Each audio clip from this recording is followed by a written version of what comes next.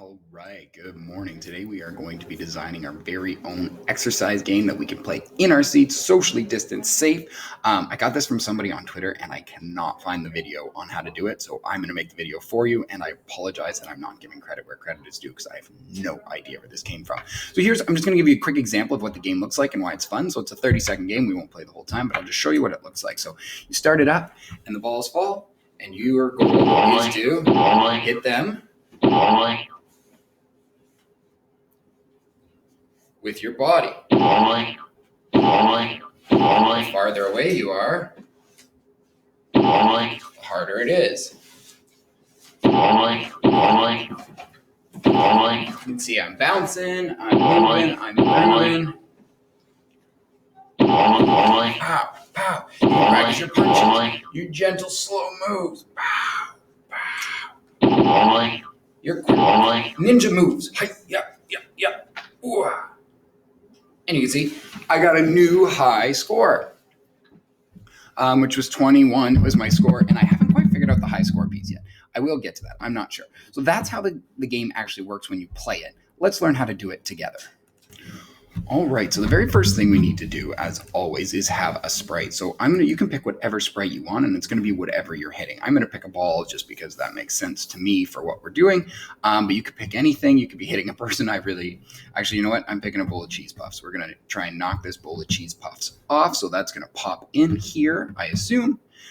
So now we've got our cheese puffs, and now we have to start coding it. So let's figure out what we do first. So like always, we have to go to our events to say, well, what's going to start up this program? And how do I have this random cheese bowl fall all over? So let's look into how we can get that happening. So what we're going to do is we're going to have it pick a random space between for X. Okay, so we want it to go randomly left and right when it drops, and we want it to always drop from the same spot, but left and right. So we want it to go to, so under motion, we can go to,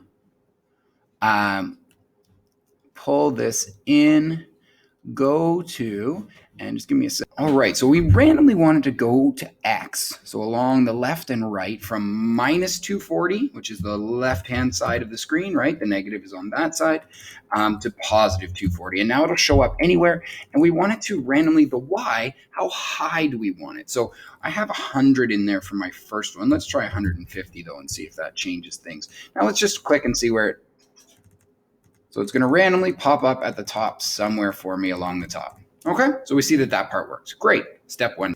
Now, the next thing we need to do is make it come down, and we want it to constantly fall. So we're going to need to get a forever loop, and we're going to want to change the Y, right? Because we want it to come down.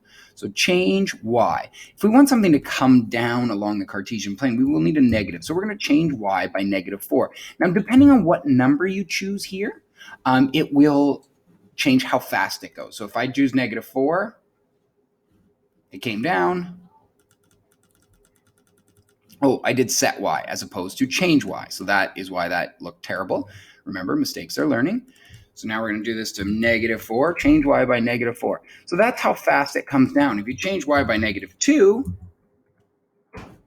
and stop and go, you can see it goes much slower. If we change Y by -7, minus 72 is way too fast. But if we did like -7, it comes down a lot quicker. Perfect. So I'm going to leave that like that for now. Beautiful. Here we go. All right. So the next thing we need to know is how do we make it come back to the top? If it hits the bottom, how do we send it back up to the top? And that's going to be an if block.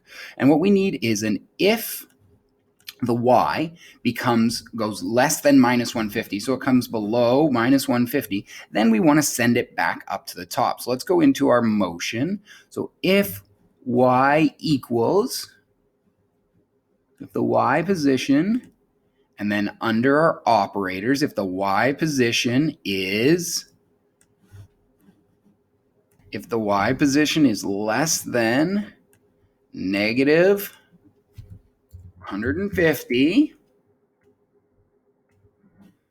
then we need it to come back to the top. And to have it go back to the top, we can actually just copy and paste this one. So I'm just going to go like this, duplicate it, right click, duplicate, pop it in, boom, here we go. And this is something that we've all done before. We've made these falling games. So now let's just check it out. The thing falls, goes to the bottom, pops back up to the top. Great. Awesome. That's pretty boring though.